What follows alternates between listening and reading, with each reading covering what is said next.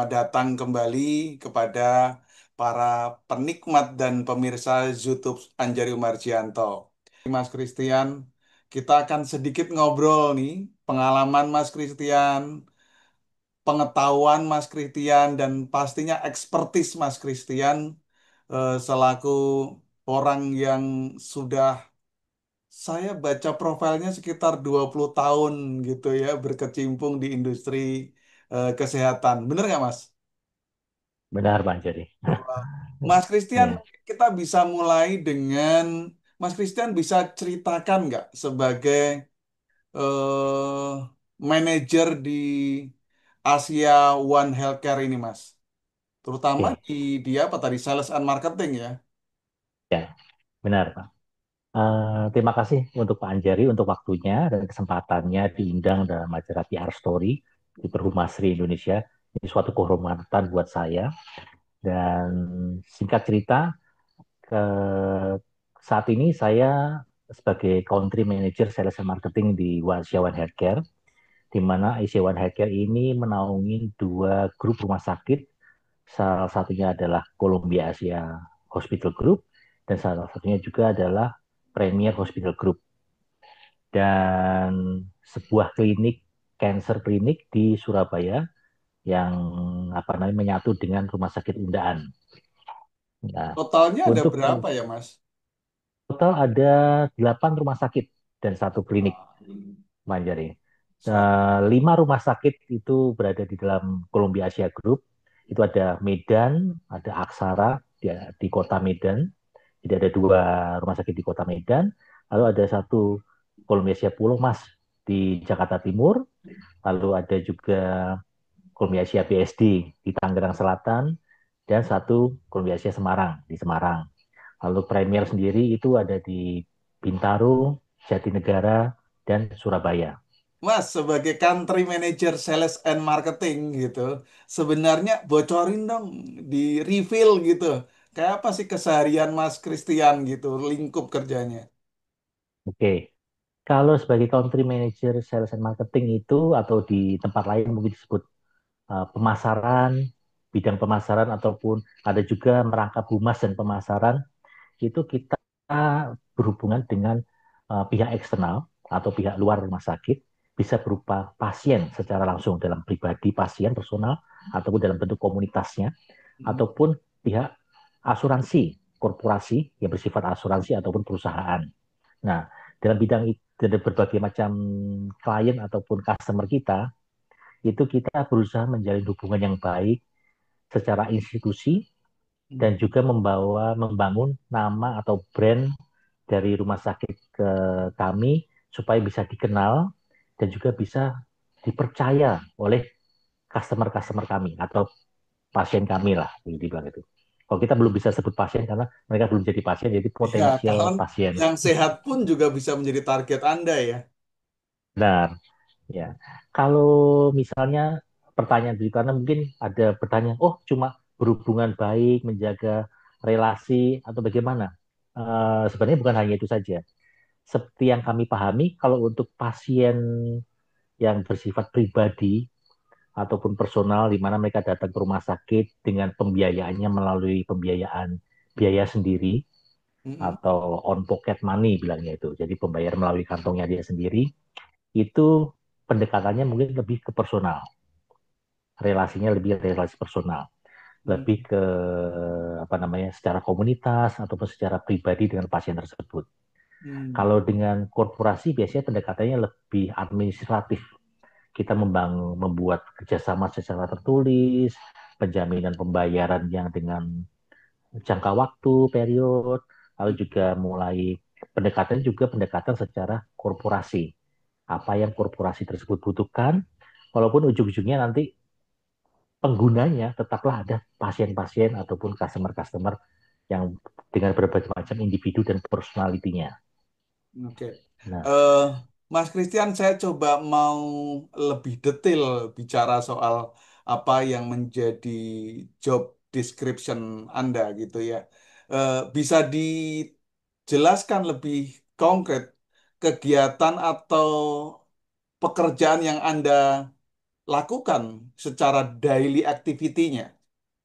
Ya, kalau kita berbicara terkait segi kalau sales and marketing, kita mempunyai dua bidang, ya Hmm. satu marketing, satunya sales. Hmm. Anda Tetapi pisahkan itu kesemuanya, di Asia One Healthcare. nah, tetapi pemisahan itu juga tergantung dari besaran apa namanya besaran perusahaannya. Hmm, hmm, hmm. Dulu kita mulainya kita jadikan satu, kita cuma punya bertiga aja waktu itu. Sempat saya di tahun 2019 dengan mengurus tiga rumah sakit itu di kantor pusatnya hanya tiga, lalu di masing-masing rumah sakit ada timnya sendiri-sendiri. Jumlahnya maksimal lima. Tapi begitu dengan berkembangnya waktu, kita bertambah jumlah rumah sakit, sekarang timnya menjadi 7 orang. Hmm, hmm. Dan jumlah di masing-masing rumah sakit juga berkembang juga, karena mereka menjadi lebih dewasa rumah sakitnya, lebih besar, lebih banyak pasiennya, jadi sehingga membutuhkan staf yang lebih banyak. Iya, Nah, tetapi ini untuk kerja yang daily tentu lebih activity, kompleks ya. benar, Pak.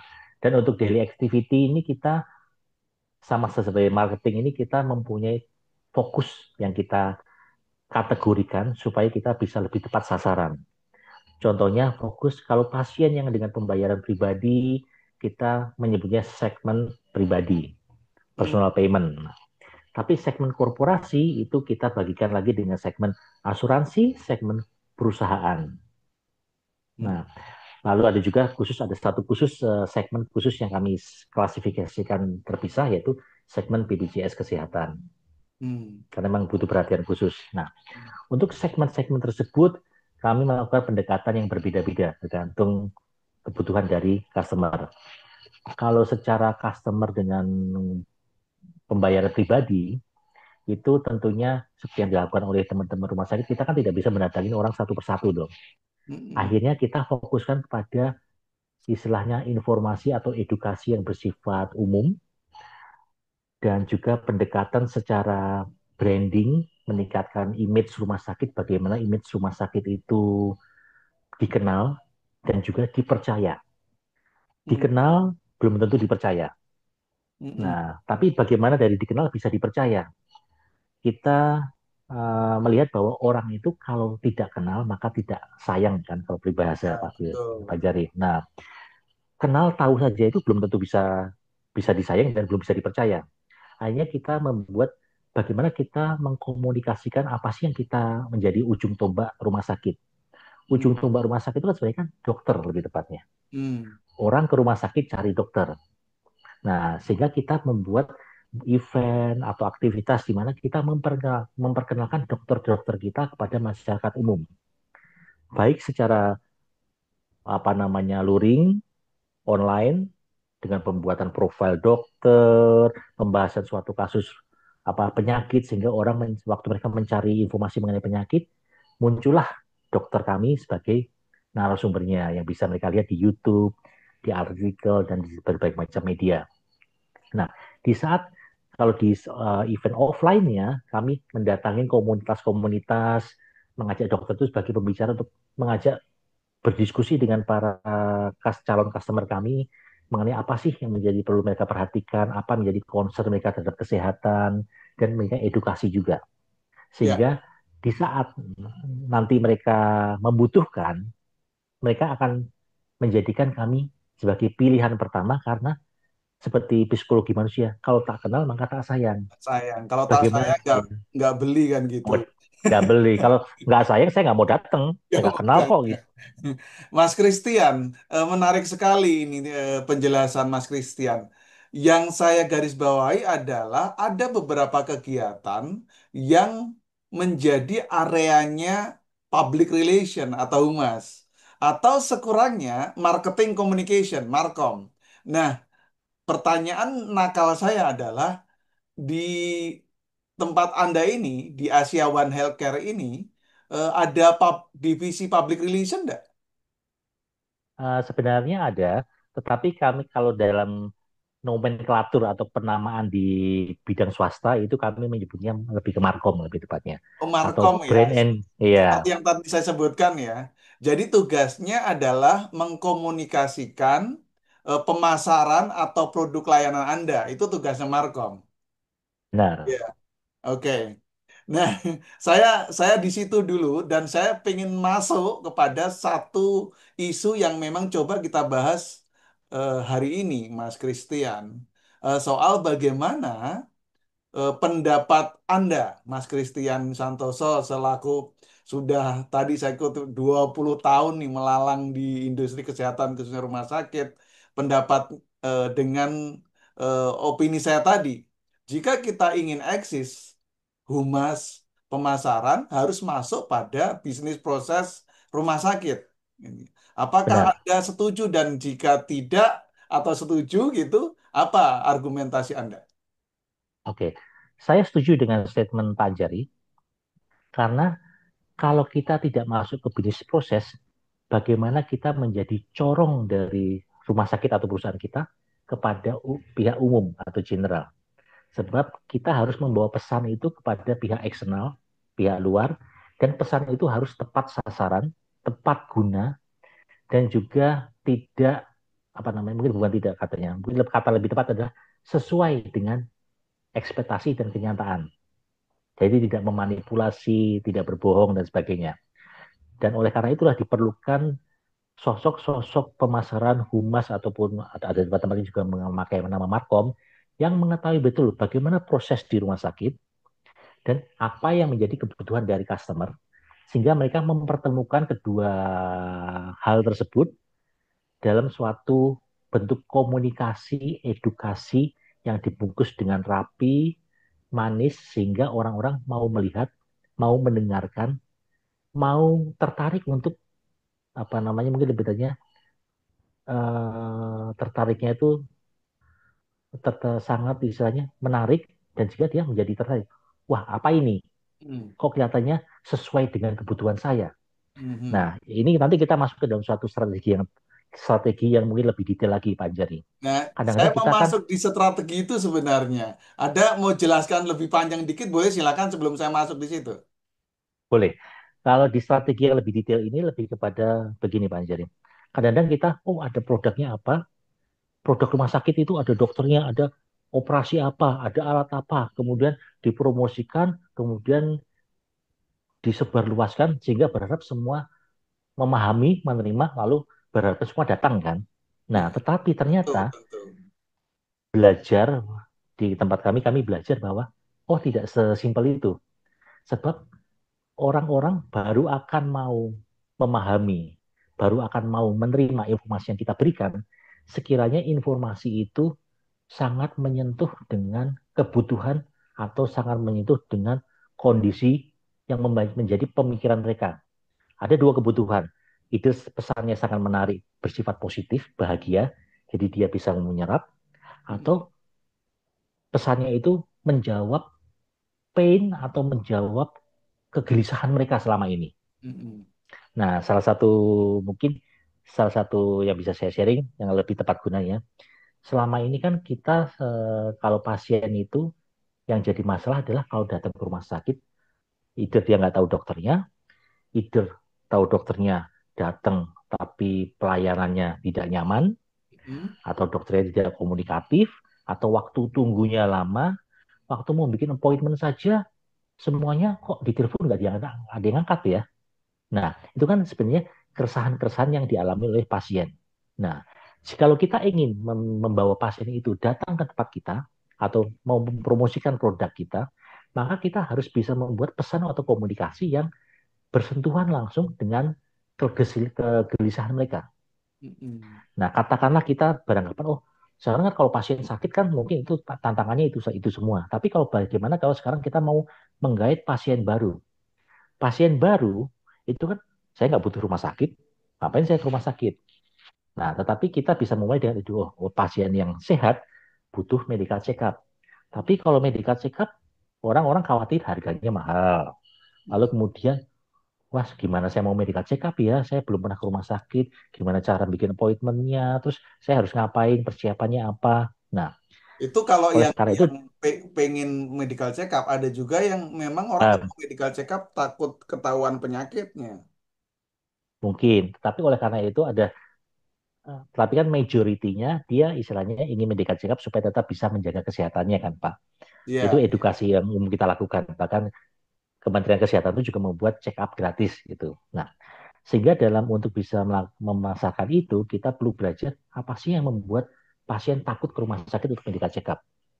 Antrinya kah, appointment-nya kah, atau waktunya nunggu lama. Kan selama ini kan kita dengarnya medical check up pagi datang harus antri, nunggu Hmm. lama, hasilnya juga juga masih besoknya lagi, harus balik lagi ketemu dokter dan sebagainya. Hmm. Kalau kita memahami bisnis proses tersebut dan kita memahami kebutuhan pasien, maka kita harus sebagai humas atau pemasaran harus mampu menghadirkan produk medical check up yang menjawab semua kegelisahan tersebut. Hmm. Kita membuat produknya simple, sesuai dengan apa screening kesehatannya umum, tapi harganya juga kompetitif, Hmm. affordable biasanya. Lalu setelah itu proses untuk purchase atau proses untuk membeli produk tersebut juga simple. Cukup bikin appointment, bisa bayar lebih dahulu, tinggal datang, lakukan medical check up, dan tidak lama. Bahkan kalau perlu, hasil sore bisa langsung dikirim ke WhatsApp Bapak dan Ibu, gitu misalnya. Ya. Nah, Oke, hal-hal menarik. tersebut membutuhkan pemahaman yang apa namanya komprehensif terhadap proses di rumah sakitnya. Ya. Oke. Saya mau masuk pada satu yang sensitif gitu ya, Mas. Tadi Mas Christian sudah coba jelaskan dan juga sampaikan detail-detail apa yang memang dikerjakan oleh seorang humas marketing di tempatnya Mas Christian. Ya. Nah, dalam konteks bisnis proses satu unit bisnis gitu ya, entitas bisnis termasuk rumah sakit dalam hal ini, ya kita harus jujur mengatakan sebagai sebuah bisnis ya rumah sakit itu harus bertahan dan tumbuh gitu kan gitu ya. Bertahan secara Ya, operasional dan tumbuh sebagai sebuah bisnis berkembang, tambah cabangnya kan gitu ya Mas ya. Nah, ini kata kuncinya kan pada revenue, pada pendapatan rumah sakit. Berdasarkan pengalaman Mas Christian nih, dan sekarang juga di Anda di rumah sakit Anda, di grup Anda gitu. Bisa ditunjukkan nggak di mana posisi terutama humas gitu ya bisa masuk pada atau berimpact pada meningkatkan revenue atau pendapatan rumah sakit tadi. ya, itu sebenarnya ada penjelasan yang cukup detail yang berkaitan dengan penjelasan saya sebelumnya, Pak Anjari. Oke. Jadi, sumber revenue rumah sakit itu kan lebih kepada perawatan, rawat jalan, dan rawat inap. Dan seperti kita tahu, rawat inap itu berkontribusi paling besar dibandingkan dengan rawat jalan, baik Iya, dalam hal pelayanan rawat inap ataupun operasi atau tindakan. Nah, tetapi kita tahu, kita tarik balik. Kalau sumber utamanya adalah rawat inap, bagaimana orang-orang bisa masuk ke rawat inap? Pertama, sebelum masuk rawat inap, itu cuma ada dua pintu. Satu, UGD, satunya lagi rawat jalan. rawat jalan tentulah rumah sakit kan IGD Jalan rawat ya. jalan rawat inap kan gitu ya. Nah, ya, tapi rawat inap nggak bisa langsung masuk rawat inap kalau tidak melalui dua pintu tersebut. Iya, Jadi yang harus dijaga adalah dua pintu tersebut. Nah, dua pintu tersebut kalau IGD itu pasti kan lebih ke operasional, pelayanan cepat dan sebagainya sehingga eh, tim Markom ataupun tim pemasaran ataupun humas mungkin perannya adalah lebih kepada mengusahakan agar supaya informasi mengenai UGD, bagaimana cara menggapainya, bagaimana cara mencapai UGD, informasi nomor kontaknya ambulans kita itu bisa diakses oleh masyarakat dengan lebih mudah. Hanya itu saja. Lalu ke satunya rawat jalan. Nah, rawat jalan ini ada bisa yang orang dengan penyakit atau orang sehat yang melakukan medical check up. Nah, kalau orang yang apa namanya kedua tipe ini adalah kadang-kadang orangnya kan belum pernah ke rumah sakit kalau masih baru. Kalau sudah di rumah sakit kita, maka mereka udah trust dengan rumah sakit kita. Maka tinggal kita menjaga kepercayaannya dalam bentuk layanan operasionalnya. Tapi kalau orangnya belum pernah ke rumah sakit kita berharap orang itu datang ke rumah sakit kita, maka kita harus membuat bariernya. Kan orang mau datang ke suatu tempat itu ada banyak halangan. Barrier halangan tersebut harus kita perkecil atau harus kita buat menjadi mudah untuk dilalui. Journey-nya membuat journey pasien itu lebih nyaman, lebih gampang dan sebagainya. Nah, kalau untuk yang orang dengan masih sehat, mereka kadang-kadang ada beberapa concern barriernya. Entah waktu, lama menunggu, ataupun harga medical check up yang kadang-kadang buat mereka, wah itu masih belum di level saya, bisa gitu loh mungkin. Oleh karena itu, kita perlu membuat pertimbangan kalau medical check up itu dibuat suatu paket harga yang lebih menarik, lebih kompetitif harganya. Sebab kenapa? Ini karena kita ngomong open saja ya Pak ya. Kalau saya bersama dengan teman-teman marketing, saya bilang, kita jualannya bukan, sumber revenue kita bukan dari medical check up. Kalau kita ngomong sebagai rumah sakit, sumber revenue utama kita adalah dari rawat jalan dan rawat inap tersebut. Rawat Medical inap. check up hanya Iya. satu bagian saja. Sehingga medical check up kalau mau jualnya dengan harga yang maksimal demi mencapai keuntungan besar, itu justru tidak tepat. Hmm, Karena kita menggunakan medical check up sebagai bukan sebagai pancingan, tapi sebagai pintu masuk entry supaya point. pasien-pasien three point-nya atau Heeh. showcase supaya orang mau datang, mau mencoba, dan waktu mereka mencoba dan mereka nyaman, maka kita bisa berharap bahwa jikalau nanti mereka sakit, mereka mau kembali lagi ke kita. Mm-mm. Barrier atau kendala-kendala di bagian medical check up ini kita pangkas habis. Baik segi harga, pelayanan, cara membuat appointment-nya, lama waktu menunggu hasil, kita buat pangkas habis sehingga orang-orang yang mencoba medical check up itu mereka merasa, wah, kok ini harganya affordable, lalu kemudian cepat, hasilnya juga saya langsung terima di WA, nggak perlu bolak-balik ke rumah sakit, maka dia pikir, wah di sini saya nyaman nih kalau gini caranya. Jadi Nanti dia bisa, medical check up sebagai satu paket sales promotion ya sebenarnya di situ. benar, iya. Tapi dengan komponen-komponen yang kita pertimbangkan dari harga, itu finansial, operasionalnya, itu dengan tim medical check up-nya supaya hasilnya cepat. Itu membentuk suatu pasien journey atau pasien experience yang menyenangkan. Nah, mau di situ saya bilang, dari paparan Mas Christian tadi dari awal soal menyentuh pain point tadi, kemudian Anda bicara soal bagaimana satu tawaran layanan yang diberikan, yang cashless, yang cepat gitu ya, itu akhirnya mengerucut pada how to create patient experience gitu ya, sehingga Benar, bisa Pak. deliver delighted services kan gitu ya, layanan yang di atas ekspektasi. Artinya, apakah bisa saya simpulkan bahwa supaya humas atau public relation atau bergeser sedikit namanya markom, marketing communication bisa masuk ke bisnis proses itu jika kita mampu menghadirkan satu patient experience, kontribusi di sana, itu kata kuncinya, Mas Christian. Benar. Mungkin kalau dalam menghasilkan pasien experience kan kita nggak mungkin bisa, karena kan itu tergantung operasional rumah sakit. Mhm. Tetapi yang bisa dilakukan kita sebagai markom adalah kita membuat pintu gerbangnya dengan baik, dengan informasi yang keluar, informasi paketnya, filenya mudah digapai, dan sebagainya. Dan pada waktu dia melangkahkan langkah pertama ke lantai rumah sakit, istilahnya di pintu masuk rumah sakit, humas juga harus sudah mempersiapkan internal rumah sakit agar bisa kondusif, Mhm. bisa menyambut kedatangan pasien ini. Kalau kita mendapat ini pasien pertama kita, tapi kita juga berharap bahwa ini akan jadi customer yang loyal. Ya, Iya, jangan cuma hanya sekali beli, habis itu sekali. kapok nggak mau beli Kapok. lagi. Nah, itu Jadi dia. bad Kita marketing kan gitu. Nah, bukankah ketika pasien juga belum datang ke rumah sakit atau di zero zero moment truth gitu ya, kemudian masuk gerbang rumah sakit dan lain-lain itu bagian dari titik-titik pasien journey yang bisa menggambarkan sebuah patient experience, Mas Christian. Sehingga sebenarnya ketika anggaplah misalnya Pak Humas bisa menciptakan satu website yang sangat informatif gitu ya, sangat interaktif, bahkan memang bisa accessible, bukankah itu bisa menghadirkan satu patient experience yang menarik? itu benar Pak Anjari. Ada itu kalau langkah Pak Anjari itu mungkin lebih detail lagi ke depannya. Hmm, Ada satu contoh di mana sebuah rumah sakit di Malaysia, dia membuat, ini contoh simpel aja. hmm, Bagaimana dia bisa menggait pasien-pasien dari luar Malaysia atau luar Indonesia untuk datang ke rumah sakitnya. Dia membuat sebuah video journey pasien yang dia dibuat dari waktu dia berangkat dari Indonesia, ada keluhan, dia telepon ke suatu nomor telepon yang ternyata terhubung dengan customer care-nya mereka atau call hmm, center-nya mereka. oke saya butuh dokter ini sebagainya.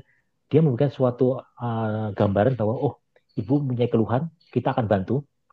Dia memberikan penjelasan, ibu tinggal apa buat appointment, kita udah buatkan appointmentnya, ibu tinggal datang ke tempat kami, datang ke melalui bandara sebagainya, dia jemput, ada video penjemputannya sampai dia diantar dengan mobil operasional sampai ke rumah sakit, dan dalam story atau bingkai video yang sama diceritakan jurinya datang ketemu dokter sebagainya, selesai cepat, tidak ada waktu jeda yang menunggu terlalu lama, kemudian hasilnya langsung keluar, ibu bisa Hasilnya cepat kembali keluar gitu ya. cepat keluar ya. Karena begini, kalau ujung-ujungnya semuanya baik, Mm.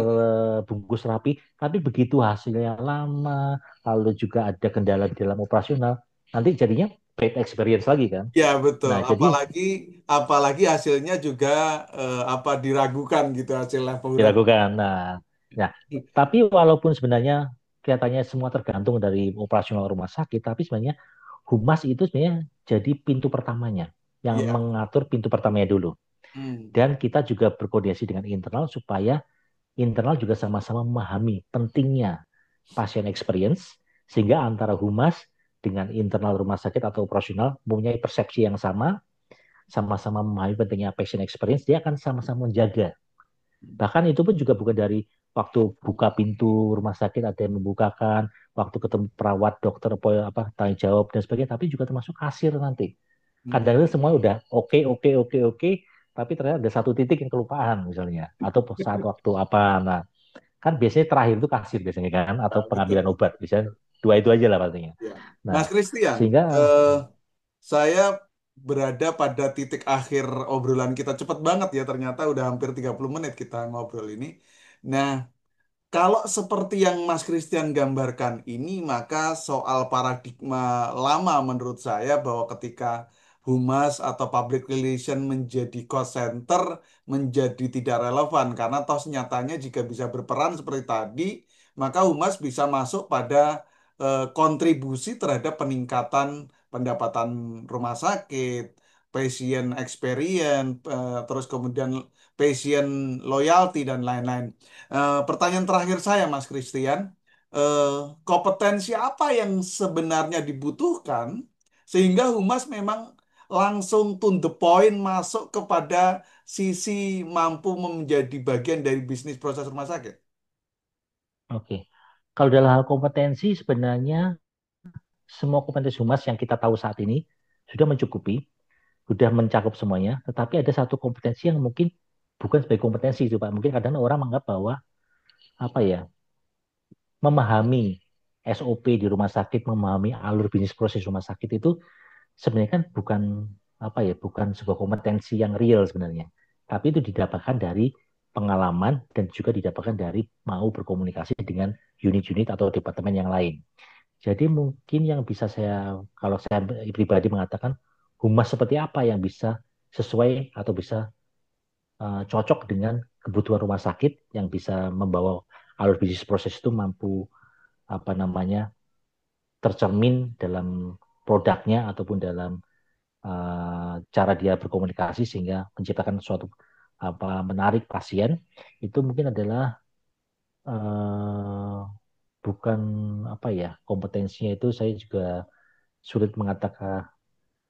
Mohon maaf kalau memang saya banyak praktek, tapi selalu selalu gitu terus kembali membentuk dalam Iya. kata-kata itu kadang butuh ekspertis, makanya nah apakah kemampuan untuk apa ya, itu sebenarnya basic dasar kemampuan berpikir logik itu Oh, mungkin dalam ya. bahasa-bahasa yang mungkin saya coba tarik ya, Mas, itu ada soft skill yang dibutuhkan soal bagaimana critical thinking, Ya, itu juga kemudian benar. Ya, creative Pak, benar. thinking, decision making gitu ya, bahasa-bahasa yang soft skill yang sangat dibutuhkan bahkan effective communication.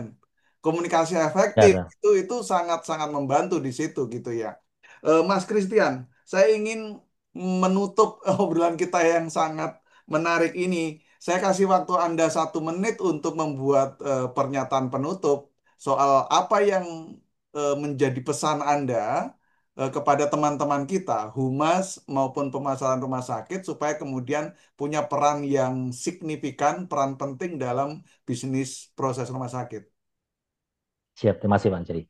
Untuk rekan-rekan Perumasri, sekiranya saya mempunyai harapan besar bahwa rekan-rekan humas, maupun mungkin dari bagian marketing atau markom apapun itu, kita bisa berperan aktif untuk memberikan kontribusi yang berdampak terhadap rumah sakit atau berdampak terhadap revenue rumah sakit.